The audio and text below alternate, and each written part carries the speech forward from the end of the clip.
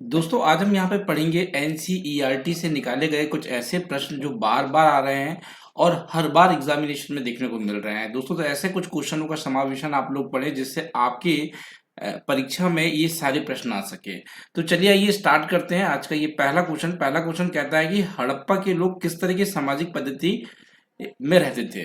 तो वो एक्चुअली एक समतावादी पद्धति होती है, उसमें रहते थे। समतावादी पद्धति में क्या था, इसमें जैसे कि बहुत गरीब लोग होते हैं, जो नीचे कोटि के लोग होते हैं, उन्हें भी विकास करने का मौका या समान अवसर दिए जाते हैं, उसे आप समतावादी कहते हैं।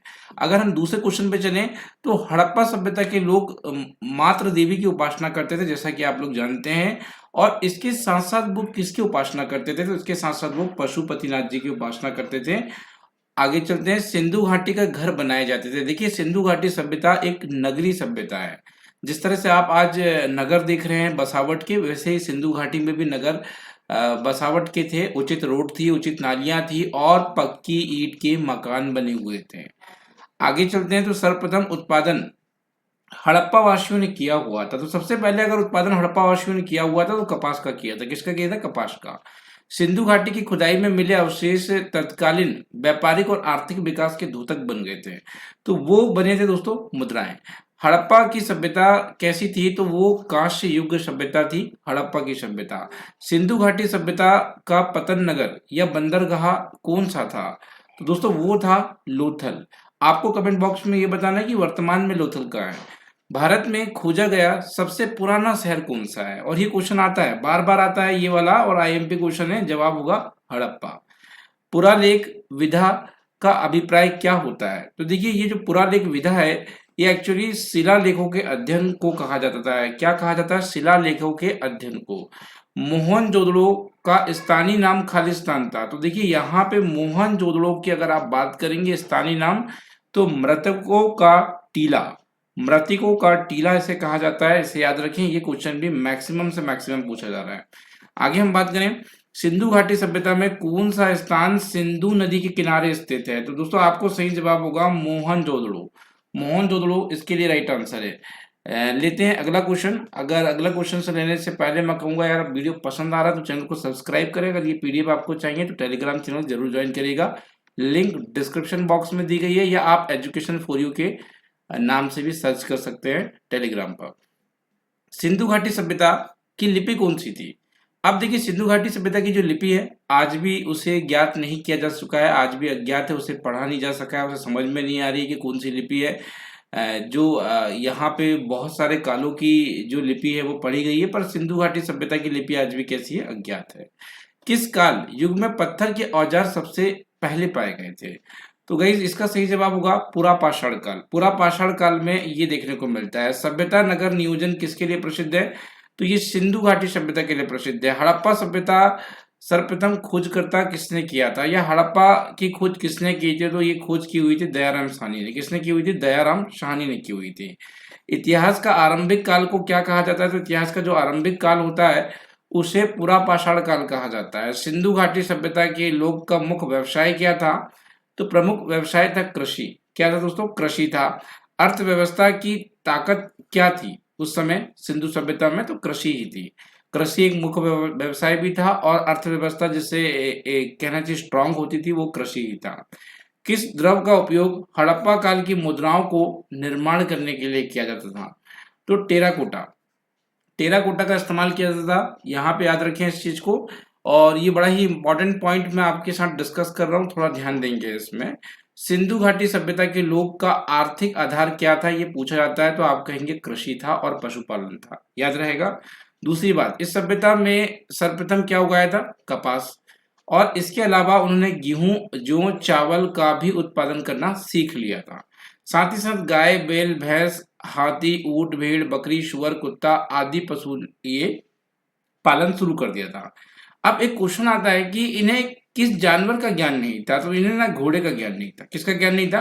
घोड़े का ज्ञान नहीं था। ये चीजें आप लोग याद रखेंगे तो बड़ा अच्छा रहेगा, और आपका हो सकता है कि एक नंबर यहां से बन जाए दोस्तों। आगे चलते हैं।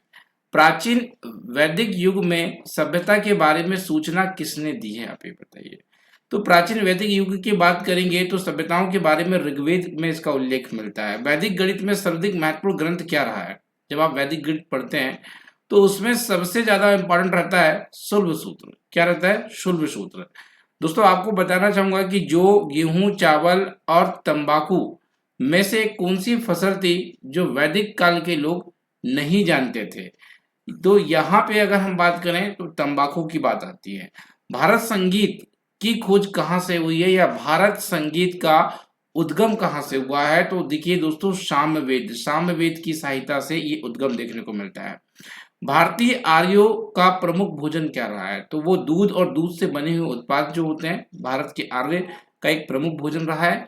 अगर हम इसके बारे में बात करें थोड़ी सी, तो वैदिक आर्य का भोजन जो है ये दूध, घी, दही का एक प्रमुख स्थान था। और ऋग्वेद में अगर हम बात करें तो दूध या जौ डालकर दही और पनीर का उल्लेख यहाँ पे आपको मुख्यतः देखने को मिलता है। आगे चलते हैं हम लोग। मनुष्य के द्वारा सर्वप्रथम किस अन्न का प्रयोग किया गया है? तो देखिए ऐसा कई बार आपको जौ, कई बार गेहूं देखने को मिलेगा। तो यहाँ एक्चुअली जो सबसे पहले अन्न का इस्तेमाल किया गया था वो जौ था। वैदिक युग में किस धातु का प्रयोग कर लिया गया था? तो सबसे पहले की अगर हम बात करें, वैदिक के लोग जो थे ये तांबे का प्रयोग इन्होंने किया हुआ था, तांबे से परिचित थे, यह हम कह सकते हैं। अब एक क्वेश्चन बहुत ही अच्छा है, वेद का अर्थ क्या होता है? तो वेद का अर्थ होता है ज्ञान। प्रसिद्ध गायत्री मंत्र आपने देखा होगा, ये कहाँ से लिया गया है? तो ये ऋग्वेद से लिया गया है। और पांडवों के बड़े भाई का नाम क्या था? तो सभी जानते हैं मेरे हिसाब से, तो युधिष्ठिर इनका नाम था। और यहाँ पे सत्यमेव जयते ये कहाँ से लिया गया है, आप ये बताइए। तो आप सभी को पता है मुंड को निषिद्ध जो है यहाँ से सत्यमेव जयते लिया गया है।